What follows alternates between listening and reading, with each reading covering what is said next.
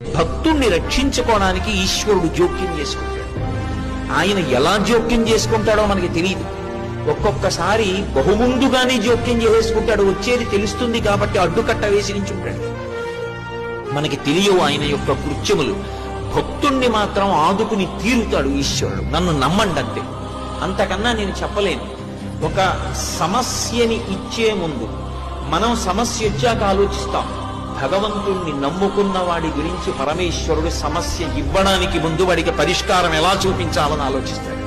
నన్ను నమ్ముకునున్నవాడు వాడు పాడైతే, అందుకే భాగవతంలో అష్టమ స్కందంలో అంటాడు, వాడు నా కొరకు రక్షింపవలయువాడు. వాడి కోసం వాడిని నేను రక్షించట్లేదు, నా కోసం రక్షిస్తున్నా.